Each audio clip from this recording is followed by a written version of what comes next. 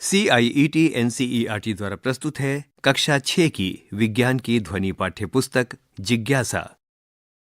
पृष्ठ 1, अध्याय 1, विज्ञान का अनूठा संसार। मनुष्य सदैव अपने आसपास के परिवेश के विषय में जानने के लिए उत्सुक रहता है। बचपन से ही हम अपने आसपास के क्षेत्र के बारे में खोजने लगते हैं और प्रश्न पूछने लगते हैं। विद्यालय के प्रारंभिक स्तर में पढ़ते हुए क्या आप अपने आसपास के परिवेश के विषय में पता लगाकर और खोजकर आनंदित हुए? मध्य स्तर में भी हम अपने आसपास के इस सुंदर विश्व को जानने और समझने की रोचक यात्रा की ओर अग्रसर होते रहेंगे और इसके लिए हमारे पास एक नया विषय है, विज्ञान। विज्ञान के इस अद्भुत संसार में आपका हार्दिक स्वागत है। विज्ञान क्या है?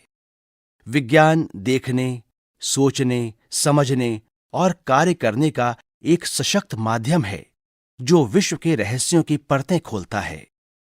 ये एक रोमांचक साहसिक कार्य की तरह है जहां हम प्रश्न पूछते हैं, प्रकृति के विभिन्न आयाम खोजते हैं और ये समझने का प्रयास करते हैं कि ये सब आखिर होता कैसे है। ये सब जानने के लिए सबसे महत्वपूर्ण है जिज्ञासा, और इसी जिज्ञासा से इस पुस्तक का शीर्षक भी आया है।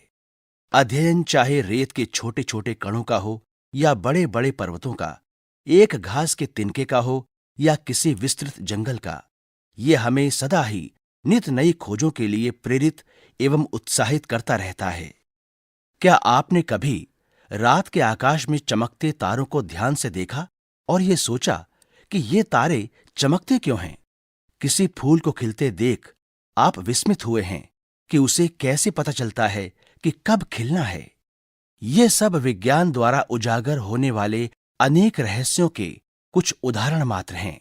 विज्ञान के बारे में सबसे रोचक बात यह है कि ये सर्वत्र है, महासागर की गहराइयों से लेकर अंतरिक्ष की व्यापकता तक, और रसोई में पक रहे व्यंजनों से लेकर खेल के मैदान तक सबसे अभूतपूर्व खोज ऐसे ही अकल्पनीय स्थानों में हुई है।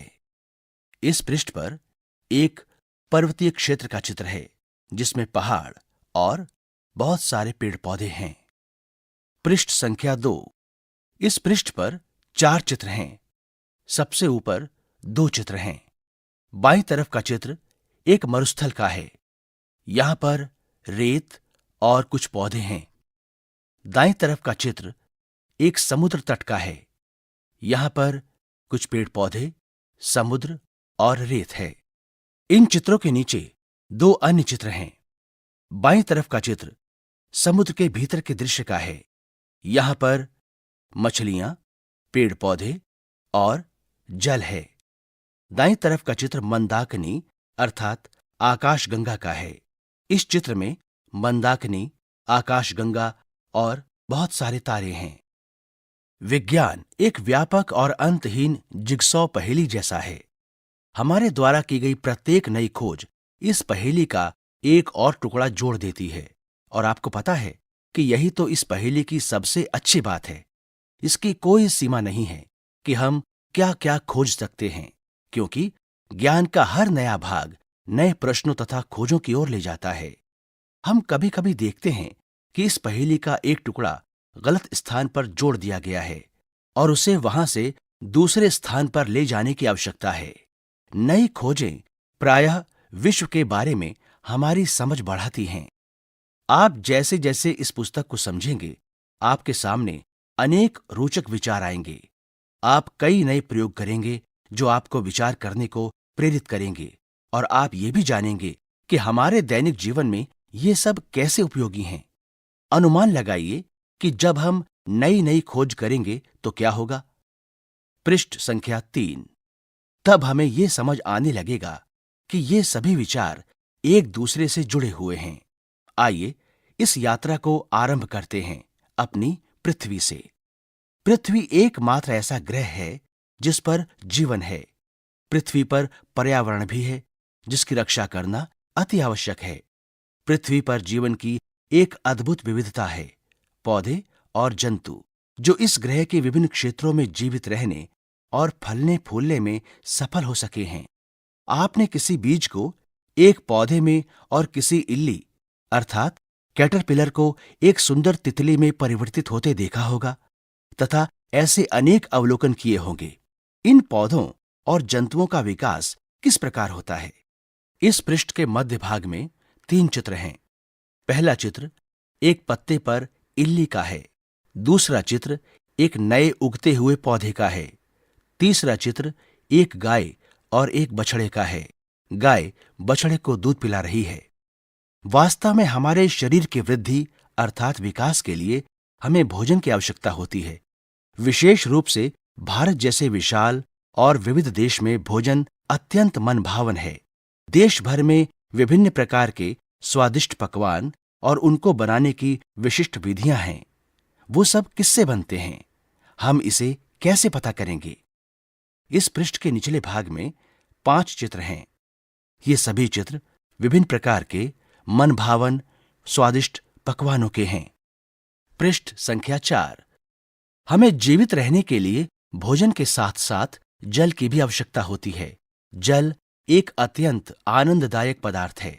क्या आप कभी बारिश में दौड़े, भागे और कूदे हैं?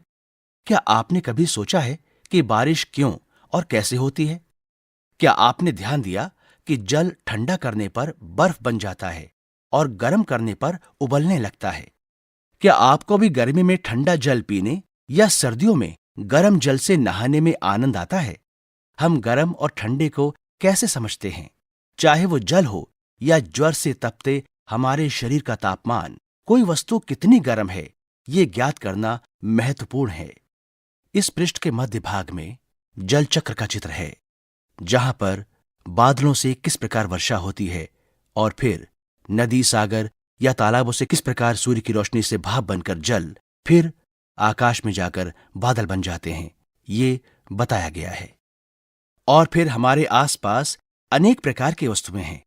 जिस कागज पर हम लिखते हैं, धातु की चाबी, प्लास्टिक का पैमाना, हमारे बॉक्स में मिटाने वाला रबर, बॉक्स को बंद रखने वाला चुंबक, हमारे पहनने के कपड़े, दूध पीने का प्याला और बहुत सी अन्य वस्तुएं, ये सब किससे बनी होती हैं? क्या ये विभिन्न पदार्थों से बनी हैं? हम विभिन्न पदार्थों को एक दूसरे से कैसे पृथक करते हैं? इस पृष्ठ के निचले भाग में एक अन्य चित्र है। इस चित्र में बहुत सारे तारे आकाश में टिमटिमा रहे हैं और इस चित्र में अध्यापिका बच्चों को आकाश की तरफ संकेत करके बता रही है। पृष्ठ संख्या 5। इस पुस्तक की यात्रा में हम जैसे जैसे आगे बढ़ेंगे, वैसे वैसे इस पृथ्वी पर विद्यमान प्रत्येक वस्तु के बारे में प्रश्नों की एक अंतहीन सी सूची बनती जाएगी। किंतु प्रश्नों की ये सीमा केवल पृथ्वी के लिए ही क्यों हो? हम उससे परे सूर्य, चंद्रमा और आकाश में चमकने वाले लाखों तारों पर भी प्रश्न पूछ सकते हैं। हम स्वयं अपने प्रश्नों के उत्तर ढूंढने का प्रयास कैसे कर सकते हैं?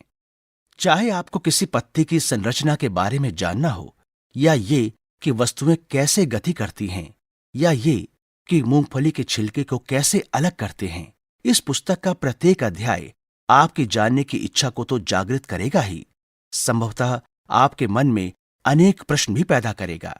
चाहे आपने ध्यान न दिया हो, फिर भी आप अनेक प्रश्नों के उत्तर अब तक ढूंढते रहे होंगे। मान लीजिए कि आपकी कलम लिखना बंद कर देती है, तब आप क्या करेंगे? आप शायद अपने आप से ये प्रश्न पूछेंगे, मेरी कलम ने लिखना क्यों बंद कर दिया? आप ये अनुमान लगाएंगे कि कलम में स्याही समाप्त हो गई होगी। तब आप इस अनुमान का परीक्षण कलम को खोलकर और रिफिल की स्याही जांच कर करेंगे। यदि वो खाली है तो आप जान जाएंगे कि आपका अनुमान सही था। परंतु मान लीजिए कि आप देखते हैं कि स्याही समाप्त नहीं हुई है, तब आप क्या करेंगे? आप एक और अनुमान लगाएंगे कि संभवतः स्याही सूख गई है। इसकी जांच करने के लिए कि यह अनुमान सही है या नहीं, अब आप कुछ और करने का प्रयास करेंगे। वास्तव में विज्ञान ऐसे ही कार्य करता है। आपके ये जानने का प्रयास कि आपकी कलम ने लिखना क्यों बंद कर दिया, वैज्ञानिक विधि का एक उदाहरण है। इस पृष्ठ के मध्य भाग में एक चित्र है। इस चित्र में एक लड़की कुर्सी पर बैठकर पेन को देख रही है और ये अनुमान लगाने की कोशिश कर रही है कि इसके पेन ने लिखना क्यों बंद कर दिया। क्रियाकलाप 1। आइए सोचें और लिखें। एक ऐसी ही अन्य समस्या के बारे में लिखें जिसे आपने हल करने का प्रयास किया हो। आपने किन चरणों का पालन किया? विज्ञान केवल तथ्यों एवं आंकड़ों को याद करना या केवल प्रयोग करना नहीं है।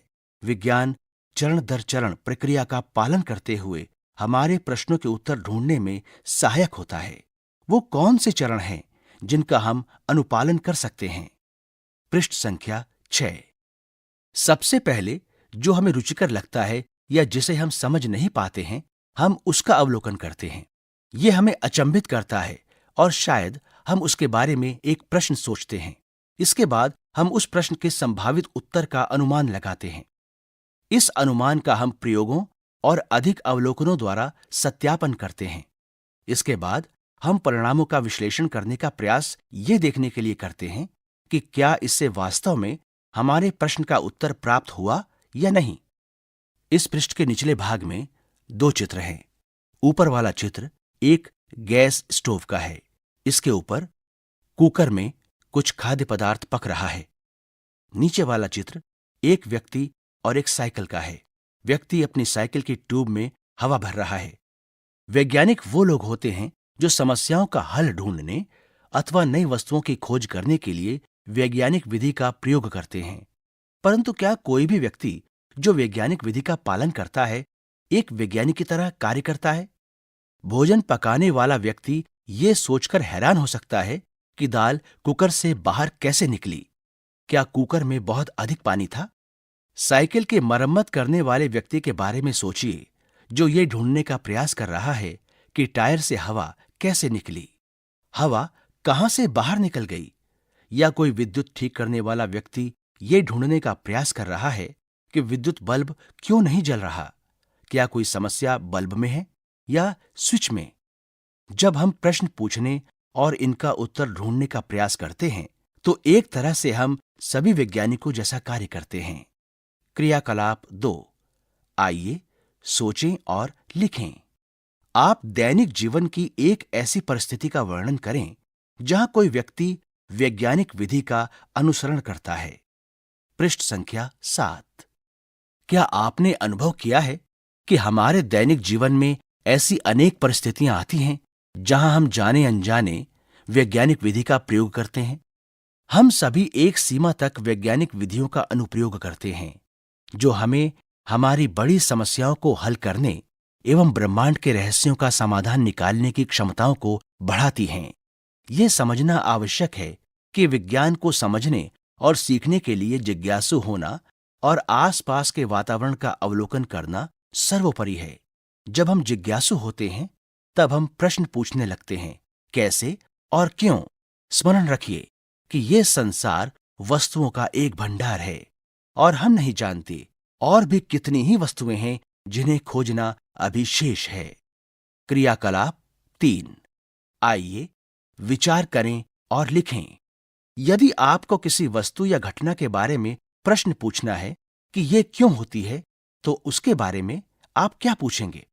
आप अपने प्रश्न का उत्तर किस प्रकार खोजेंगे, ये लिखने का प्रयास कीजिए। वैज्ञानिक खोजें अकेले कम ही होती हैं। दुनिया भर के वैज्ञानिक प्रायः एक दूसरे के साथ बड़े बड़े समूहों में कार्य करते हैं। इसलिए यदि आप स्वयं उत्तर नहीं ढूंढ पाते हैं तो अपने मित्रों से निसंकोच सहायता मांगिए। साथ मिलकर खोजना सदैव अधिक आनंददायक होता है। इस पृष्ठ के मध्य भाग में एक चित्र है। इस चित्र में कुछ बच्चे टेबल पर रखे 2 बीकरों में रखे कुछ पदार्थों का अवलोकन कर रहे हैं। संभवतः आपको अपने सभी प्रश्नों के उत्तर कक्षा 6 में नहीं मिलेंगे। चिंता न करें, आप विज्ञान की यात्रा पर निकल पड़े हैं, अगले 5 वर्षों के लिए या उससे भी आगे। पृष्ठ संख्या 8। इस पृष्ठ के ऊपरी भाग में कुछ बच्चों का चित्र है जो वर्षा में नहा रहे हैं और बहुत आनंदित हैं। बुद्धिमान बनने के लिए प्रश्न पूछने वाला बनना आवश्यक है। जिस प्रकार बच्चे बारिश का आनंद लेते हैं, उसी प्रकार विज्ञान भी एक आनंदमय खोज जैसा होता है। विज्ञान की इस यात्रा का आनंद लें और खोज करते रहें। ब्रह्मांड के अद्भुत रहस्यों के बारे में सोचना कभी भी बंद ना करें और प्रश्न पूछते रहें। क्या आप विज्ञान की इस रोमांचक यात्रा पर निकलने के लिए तैयार हैं? आइए इसे आरंभ करें। अध्याय 1 यहीं पर समाप्त होता है। अभी आप सुन रहे थे कक्षा 6 की विज्ञान की ध्वनि पाठ्य पुस्तक जिज्ञासा। वाचन स्वर प्रवीण शर्मा, ध्वन्यांकन वीरेंद्र रावत और मंजू कुमारी, निर्माण सहयोग चेतना शर्मा, कुसुम लता, अमरजीत सरकार, मोहम्मद शमीम खां, जगबंधु जाना और अरशद अहमद। निर्देशन एवं निर्माण विमलेश चौधरी तथा प्रस्तुति CIET NCERT नई दिल्ली, भारत।